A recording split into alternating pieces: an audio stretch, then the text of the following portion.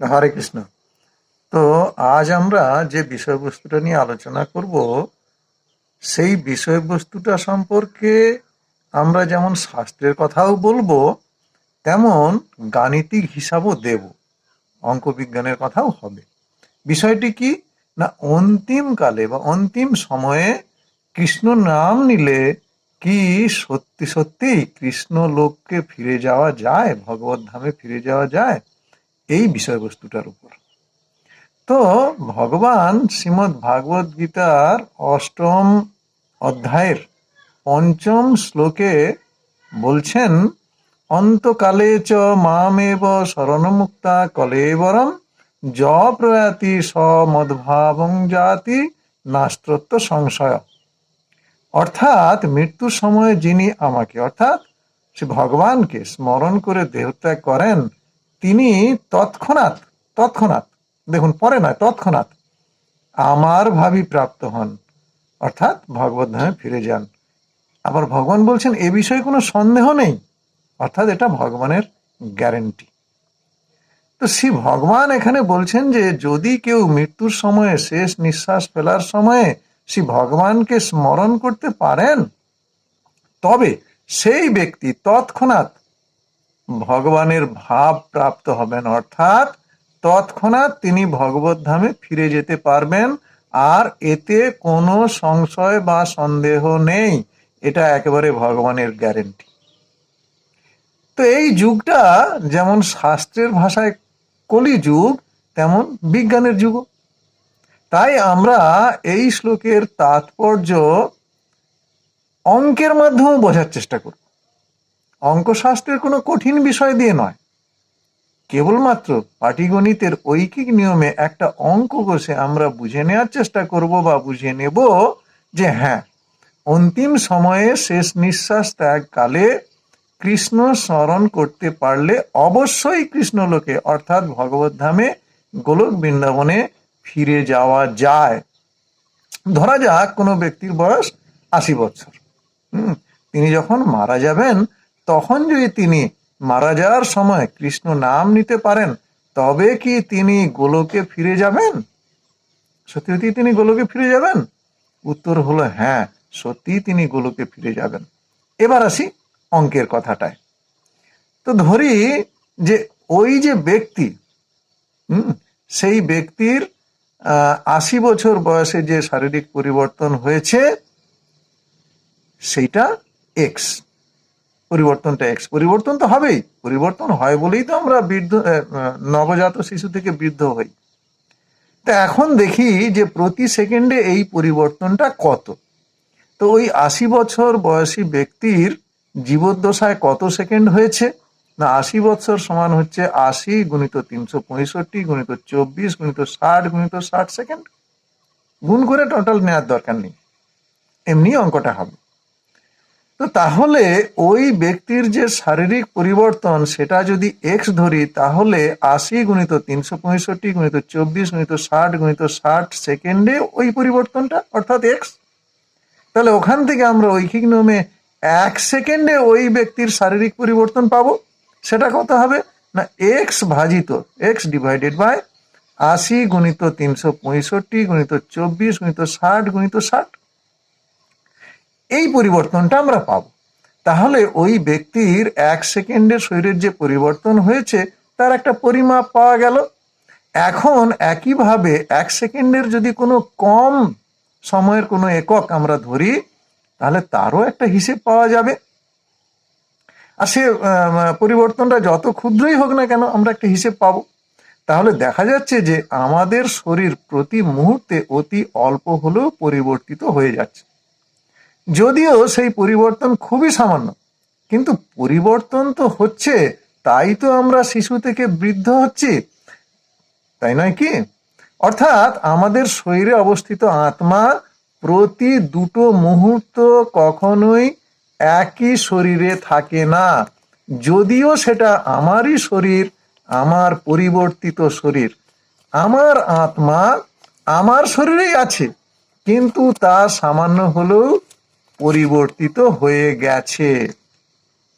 তাই বলা যায় আত্মা কোনো দুটি মুহূর্ত একই শরীরে থাকে না। আত্মা সবসময় শরীর পরিবর্তন করে চলে। এই মুহূর্তে এই শরীরে, পর মুহূর্তে অন্য একটা পরিবর্তিত শরীরে।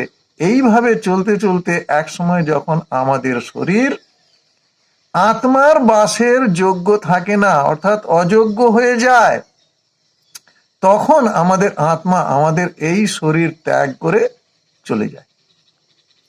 তো এখন প্রশ্ন হলো, আত্মা চলে তো গেল, হরিনাম নিলে, হরি কথা স্মরণ করলে কৃষ্ণলোক, হরিলোক বা ভগবত ধামে চলে যাচ্ছি। এখন যদি আমরা স্মরণ করতে না পারি, তাহলে আত্মা কোথায় যায়? আত্মা তো যাবেই, আত্মা চলে গেল, কিন্তু গেলটা কোথায়? তখন গেলটা কোথায়? এখন সেই জিনিসটা একটু বোঝার চেষ্টা করি। যে হরি কথা বলছি না, তাহলে মৃত্যু তো হবে, আত্মা তো চলে যাবে, তাহলে তখন আত্মা কোথায় যাবে? তো এখন আমরা যদি জীবদ্দশায় সর্বদা হরি কথা, হরি স্মরণ, হরি কীর্তন, হরে কৃষ্ণ মহামন্ত্র জপ ইত্যাদি নিয়ে থাকি, তবে আমাদের আত্মা প্রতি মুহূর্তে শরীর পরিবর্তন করার সময় এক হরিকথা রূপ শরীর থেকে আর এক হরিকথা রূপ শরীরে পৌঁছাচ্ছে। আবার সেই হরিকথা রূপ শরীর থেকে অন্য একটা হরিকথা, আমরা তো হরিকথা বলেই যাচ্ছি, অন্য একটা হরিকথা রূপ শরীরে পৌঁছাচ্ছে, এবং এইভাবে আত্মা স্থানান্তরিত হতে হতে চলতে থাকবে। এইভাবে সারা জীবন চলতে চলতে যখন মৃত্যু সময় উপস্থিত হবে, অর্থাৎ আমাদের এই শরীর যখন আমাদের আত্মার বাসের অযোগ্য হয়ে যাবে, সেই অন্তিম সময়ে আমাদের অভ্যাসজনিত কারণে আমরা শেষ মুহূর্তে, শেষ নিঃশ্বাস ফেলার মুহূর্তে যদি হরি স্মরণ, হরি কীর্তন করতে পারি, স্মরণ করলেই হবে, কীর্তন করার হয়তো ক্ষমতা থাকবে না, তবে আমাদের আত্মা আমাদের কৃষ্ণ কথারূপ শরীর ত্যাগ করে আর একটা কৃষ্ণ কথারূপ শরীর বা একটা কৃষ্ণ কথারূপ লোক চাইবে। হয়ও সেটাই ভগবান বলছেন, গ্যারান্টি দিয়ে বলেছেন, তিনি তখন কৃষ্ণ লোক অর্থাৎ ভগবত ধামে ফিরে যাবেন। আর আমি অঙ্কের সাহায্যেও দেখিয়েছি যে প্রতি মুহূর্তে কিভাবে আত্মা একটা শরীর থেকে আর একটা শরীর পরিবর্তন করছে, যদিও সেটা আমারই শরীর, কিন্তু এক হরিকথা থেকে আর এক হরিকথায়। যদি কোনো অন্যায় কাজ আমরা করতে থাকি, তাহলে এক অন্যায় কাজের শরীর থেকে একটা অন্যায় কাজের শরীর। আমরা যদি পাপ করতে থাকি, তাহলে একটা পাপ শরীর থেকে আর একটা পাপ লোকে বা জমালয় ইত্যাদি যাই বলি না কেন, সেখানে যাবে। এখন সেই বিষয়ে ভগবান কি বলছেন সেটা একবার দেখি। তো ভগবান শ্রীমদ্ ভাগবত গীতার 8ম অধ্যায়ের 5ম শ্লোকে বলছেন, না ওটা তো প্রথমেই বললাম, অন্তকালে চ মামেও শরণমুক্তা কলেবরম জয় প্রয়াতি সমধং জাতি নাস্তুত্ব সংশয়। তো অর্থাৎ মৃত্যুর সময়ে যিনি আমাকে অর্থাৎ ভগবানকে স্মরণ করে দেহত্যাগ করেন, তিনি তৎক্ষণাৎ আমার ভাবি প্রাপ্ত হন, এ বিষয়ে কোনো সন্দেহ নেই। এটা আমি আগে উল্লেখ করেছি, প্রসঙ্গক্রমে এখনো বলে দিলাম। তো এইবার প্রশ্ন হলো, কৃষ্ণ নাম নিয়ে শেষ নিঃশ্বাস ত্যাগ করলে তো কৃষ্ণ লোকে ফিরে যাওয়া যাবে, এটা তো এতক্ষণ আমরা আলোচনা করলাম। কিন্তু যদি স্মরণ না হয়, হরি কথা স্মরণ না হয়, তাহলে কি হয়? তাহলে এই বিষয়টা আমরা গীতার একটা শ্লোক নিয়ে বোঝার চেষ্টা করব, আর একজন মহারাজের, ভরত মহারাজের জীবনী নিয়েও বোঝার চেষ্টা করব। তো প্রথমে আমরা শ্লোকটাতে আসি। শ্রীমদ্ ভাগবত গীতার 9ম অধ্যায়ের 25 নম্বর শ্লোকে শ্রী ভগবান বলছেন, জান্তি দেবব্রতা দেবান পিতৃন জান্তি পিতৃব্রতা ভূতানি জান্তি ভূতেজ্জা জান্তি মজ্জানিন অপি মাম। অর্থাৎ দেবতাদের উপাসকেরা দেবলোক প্রাপ্ত হবেন, যারা ভূত প্রেতাদির উপাসক তারা ভূতলোকই লাভ করে থাকেন, আর যারা পিতৃপুরুষদের উপাসক তারা অনিত্য পিতৃলোক লাভ করে। আর যারা আমার উপাসনা করেন, ভগবান বলছেন যারা আমার উপাসনা করেন তারা আমাকেই লাভ করেন, অর্থাৎ ভগবত ধাম প্রাপ্ত হন। তাহলে দেখা যাচ্ছে যে আমরা যেমন যেমন উপাসনা করব, তেমন যেমন যেমন স্মরণ করব, শেষ নিঃশ্বাস ত্যাগের সময় আমরা সেই লোক প্রাপ্ত হব। সারা জীবন যদি পাপ করি, পাপের কথা স্মরণ হয়, পাপ জনি পাবো। তো এটা ভগবানের গ্যারেন্টি।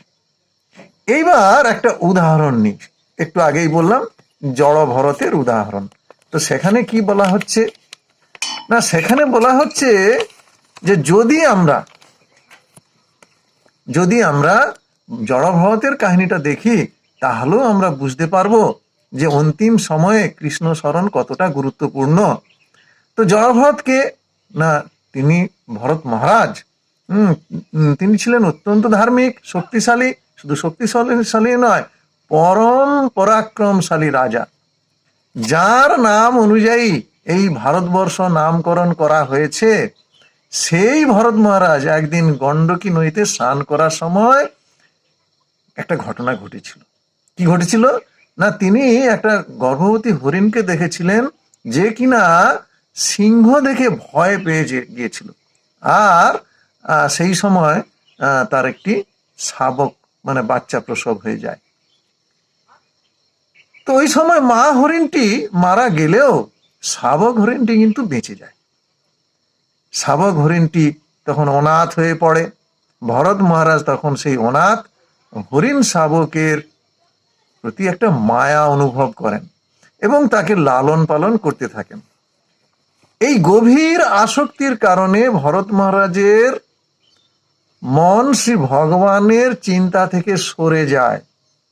তিনি তো সংসার ত্যাগ করেছিলেন, হ্যাঁ, কিন্তু তিনি সবসময় ভগবানকে নিয়েই থাকতেন। কিন্তু এই মায়ায় পড়ে গেলেন তিনি ওই হরিণ শাবককে নিয়েই চিন্তা করতে থাকলেন।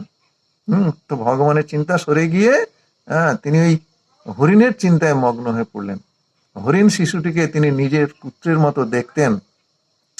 তার মৃত্যুর সময়, এবার যখন ভরত মহারাজ মারা যাবেন, তখন তিনি কি দেখলেন না, তিনি দেখলেন যেন সেই হরিণ শিশুটি তার নিজের পুত্রের মতো তার পাশে বসে শোক করছে। তার চিত্ত সেই হরিণটিতেই অভিনিবিষ্ট ছিল। তিনি সবসময় হরিণের কথাটাই ভাবতেন। তার ফলে তিনি ভগবত বিমুখ মানুষের মতো সেই সংসার, আমার সংসার, সেই আমার হরিণ, এইভাবে তিনি তার দেহটা ত্যাগ করলেন। মৃত্যুর সময় তার কৃষ্ণ স্মরণ হলো না, হরি স্মরণ হলো না। এই পরিবর্তে কি হলো, হরিণ স্মরণ হলো, হরি স্মরণ হলো না, হরিণ স্মরণ হলো, হরিণ স্মরণ হলো। এই কর্মফলে তিনি পরবর্তী জীবনে একটা হরিণের শরীর প্রাপ্ত হলেন। তো তাহলে দেখা যাচ্ছে যে আমরা যদি সারা জীবন কৃষ্ণ অনুশীলন করি, কৃষ্ণ নাম করি, কৃষ্ণ নাম কীর্তন করি, কৃষ্ণ নাম জপ করি, তবে আমাদের আত্মা প্রতি মুহূর্তে কৃষ্ণ কথারূপ শরীর পরিবর্তন করতে করতে চলবে এবং অন্তিম সময়ে আমরা কৃষ্ণ নাম স্মরণ করে কৃষ্ণ লোক অর্থাৎ ভগবত ধাম প্রাপ্ত হব। আর তা না করে আমরা অন্য যেরূপ অনুশীলন করব, যে কথা স্মরণ করে দেহত্যাগ করব, আমরা সেইভাবেই প্রাপ্ত হব। ভগবান তো বলেছেন। এটা যেমন শ্রী ভগবানের অঙ্গীকার, ভগবান গ্যারান্টি দিয়ে বলেছেন এটা অঙ্গীকার, শাস্ত্রগ্রন্থ গীতায় আছে, এটা গীতায় রয়েছে। তেমন ভরত মহারাজের কাহিনী কোথায় আছে? শ্রীমদ্ ভাগবতের ৫ম স্কন্ধে রয়েছে, আপনারা পড়ে নিতে পারেন। আবার আমি এই ভিডিওর প্রথম দিকে গাণিতিক উপায়ে ঐকিক নিয়মে অঙ্ক কষেও দেখিয়েছি যে কিভাবে আমরা এক হরিকথা রূপ শরীর থেকে প্রতি মুহূর্তে আর এক হরিকথা রূপ শরীরে আমার আত্মা স্থানান্তরিত হচ্ছে। তাহলে বোঝা যাচ্ছে যে যদি আমাদের ভগবদ্ধামে ফিরে যেতে হয়, কৃষ্ণলোকে পুনরাগমন বা ফিরে যেতে হয়, তবে সারা জীবন আমাদের কৃষ্ণ অনুশীলন, কৃষ্ণ নাম নিয়ে থাকতে হবে এবং অন্তিম সময়ে শেষ নিঃশ্বাস ত্যাগ করার সময়ে কৃষ্ণ স্মরণ করে শেষ নিঃশ্বাস ত্যাগ করতে হবে। তবেই আমরা ভগবত ধামে ফিরে গিয়ে ভগবানের নিত্য সেবায় অংশগ্রহণ করতে পারবো। এবং এ বিষয়ে আমরা এখন নিশ্চিত হয়েও গেলাম, তাই নয় কি? আমরা তো সব দিক থেকেই নিশ্চিত হলাম, শাস্ত্র এবং গণিত। তাহলে আমাদের উচিত ভগবানের নাম নিয়ে সারা জীবন কৃষ্ণ অনুশীলন করা, যাতে আমরা অন্তিম সময়ে কৃষ্ণ নাম স্মরণ করতে পারি।